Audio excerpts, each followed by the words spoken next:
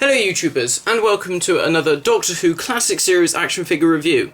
Today I'm looking at something slightly different. I am looking at the Bif Bang Pow retro Doctor Who 4th Doctor figure. I'd been umming and ahhing about these and I wasn't really sure, and you know, they're quite pricey trying to get these figures, and I thought, oh, I don't think I'll bother. It's not really something that I'm sure if I'll like. I've always had a fondness for retro figures, but I wasn't sure if I could really do it or not. And I saw one going for cheap on eBay, so I bought the figure, brand new, and here he is. And I have to say, I'm happy with him. I think it's a nice figure. Unfortunately, as with most figures I've been getting recently, he's faulty. Oh, and there he goes. He's got a lot of problems. But I've been in touch with Bif Bang Pow, and hopefully they'll get back to me and see if they'll be able to do anything. But I'll show you all that in a second. So what's this all about? Why is this a retro figure? Well, Bif Bang Pow specialise in Mego figures. If you're a toy collector, the name should make sense straight away. But for those of you who don't know, Mego were a toy company who did sort of 8-inch and 12-inch figures back in the 70s and 80s, and they had lots of properties. They did Star Trek, they did Marvel superheroes, DC superheroes, lots of other different TV properties, and they were extremely popular. And if you watch Robot Chicken, like I do, you'll see the figures used there all the time. They always use Mego figures for their animations, or for the majority of their animations. They use Mego stuff. So in the 70s, Doctor Who had the Mego treatment when they released, only over here, they weren't released anywhere else, I don't think. They released some Mego Doctor Who figures. They were distributed by Dennis Fisher, and they did the 4th Doctor, Leela, a Dalek, K9, K1 Robot, and a Cyberman. And there were plans to do... Oh, and they did a TARDIS playset as well. And they did plan to do some other figures of the Master and Zygon. I think even Harry was planned as well, but it never happened. But the Dennis Fisher figures were slightly different because they were about 9 inches tall, so they were slightly out of scale with the other properties. And unfortunately, I don't own any Dennis Fisher figures. I've always wanted to, but I don't. And then when these were announced, I thought, oh, this could be my chance to own something at least very similar. And so I thought, well, now that there's been a gap in classic releases and it was going cheap, I'll invest. So let me very quickly talk you through the figure. So all the costume is all cloth. All of the costume is removable. You can take his shoes off, you can take the scarf can come off, everything is removable. The waistcoat is actually attached to the shirt, but the waistcoat does come undone. The scarf is very, very long, probably too long in fact, but it's very nice, you know, it's nicely done. It's not woolen or anything, like the Product Enterprise one. It's not knitted, it is just fabric that's been doubled over and stitched or glued. You can see there the seam at the back, but you know, nice proper tassels. Looks nice. The cloth elements of the figure are nice. They've been really well put together. You do get a few odd threads, but some of them either just come off straight away, or you know, you can just trim them down and it's fine. The jacket is sort of almost like a suede type texture, which is nice. It sort of really represents Tom's jacket from season 12 and season 13, at the beginning of season 13. If I remove the scarf so you can get a better look at the rest of the costume. The necktie is removable. That's just got a bit of elastic around there. And obviously, like I said, the shirt and waistcoat are removable as well. The waistcoat's really more of the cardigan that he wears in season 12, really. And then you have the trousers, which are just done up with a button there, as you can see. And the shoes are removable as well. But I shan't bother taking all the clothes off and things, because I'm sure you're not that interested. So let's look at the face. Well, this is where the first issue comes with my Tom Baker. As you can see, straight away, he's got all these pink splodges on his face. which is a real shame. But that's not even the worst of the problems. Now, when I saw the toy on eBay, you couldn't see that.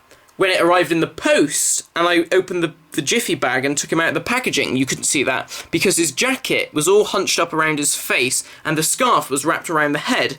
So I assume that the jacket, it looks as if maybe sort of like the dye from the jacket has come out on the face, because on the shirt and on the waistcoat there are traces of this sort of pinky colour, and I think it's the dye out of the jacket has soaked into the fabric and has soaked into the plastic of the face, because I tried to remove it with surgical spirits, which generally does the job if you've got any paint spills, but that isn't budging. I think it really has just been soaked into the plastic of the head, because the head is sort of a rubbery, squeezy head, like a traditional retro figure. The likeness, it's not bad. I mean, you know, you can see that it's meant to be Tom. Maybe a bit long in the face. Maybe if you squeeze it in a bit, it looks more like him. But, you know, you can tell it's meant to be Tom. The sculpting's quite nice. And the hair's done nicely.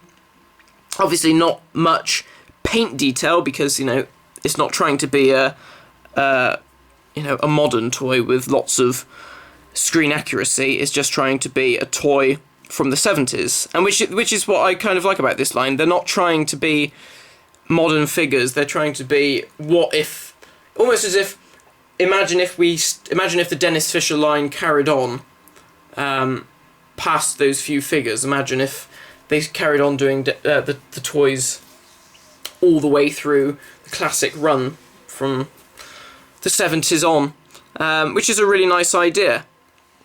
And I really like it, and I suppose if you're an Amigo collector, or if you're a child of the 70s, you know, and a Doctor Who fan, and if you have the Dennis Fisher figures, this is really right up your street.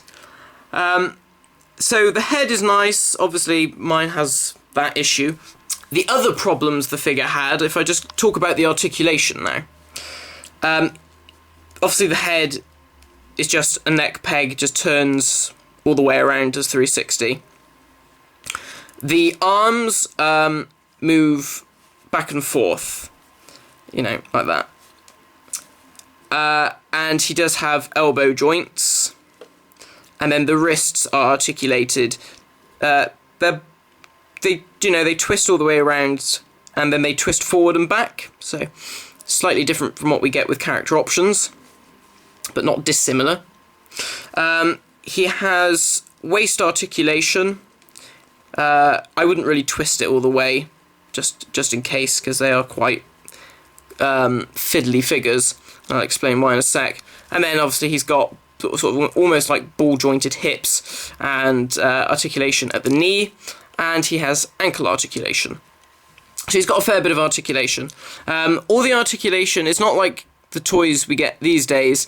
It's all done with elastic bands that are threaded through the figure, and then they all sort of hook together, which, you know, is something slightly precarious about that, and something that I've always been worried about. And I had reason to be worried, because as soon as I took this figure out of the box, I noticed two things. Oh, I noticed three things. Initially, that he had a dodgy face. His left arm isn't correct. They've actually given me a right arm, and so as such, his arm can only bend backwards. So it's basically the same trouble I had with my Keeper of Traken, Tom Baker, but rather than a dodgy leg, I've got a dodgy arm this time. So I don't know what it is. I'm having really bad luck with toys at the moment.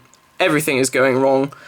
And when I get to review my Hot Toys Batman soon, I have got the figure. That had a big problem with it, and I'll let you in on that too. So that was the first issue with regards to the articulation. The arm here, I mean, this arm's basically useless. It can't do anything. You can move it forward, but without that articulation working correctly, is, well, useless really. The other issue was his right arm. Now, I thought at first his right arm was fine. I was like, well, you know, at least that works. As soon as I moved his arm, it came off. Now, the elastic band that hooks onto the arm, it's almost like the arm has a ring with a hole in it, and then you have the elastic band has this metal hook that clips in, and that's how it works. You know, it seems simple enough. Well, the band in the body was so tight that when the arm came off, you could see that the join was all warped. I mean, it was almost as if the hole was going to snap and it was going to be useless.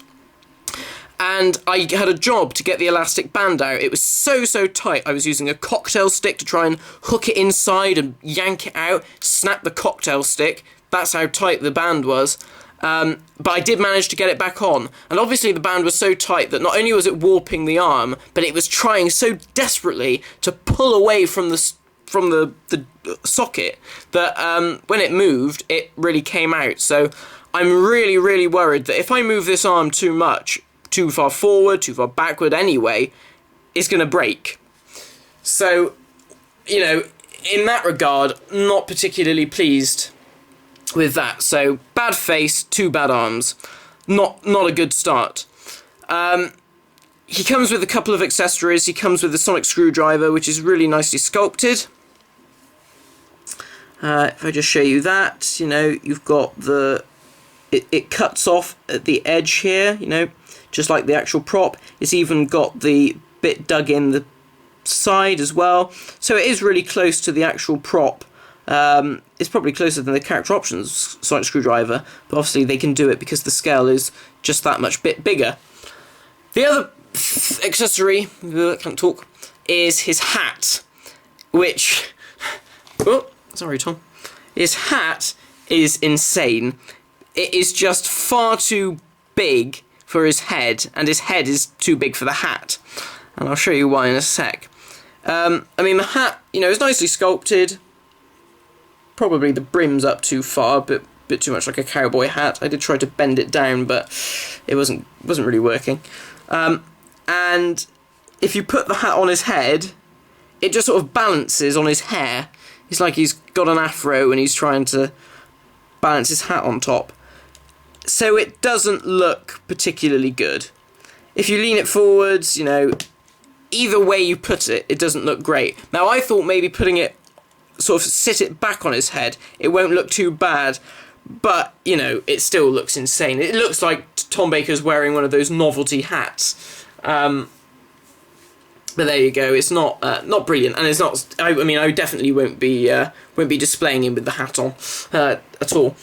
So, I mean, I'm in a bit of a dichotomy about this figure because I really want to like it. I really do, and you know, I do like it to some degree. I think it's nice. I think it's a cool idea. You know. And the more I've been looking at the other ones, I think the Master looks fantastic. I think the Master probably is the best out of the lot. The Sontaran looks a bit funny. The Cyber Leader looks really strange. The head looks a bit too small for the body. But the Master looks fantastic. I think the face on him and the cloak and everything, I think it looks really good. And he comes with the Rod of Rassilon as well, which not even the character options figure came with.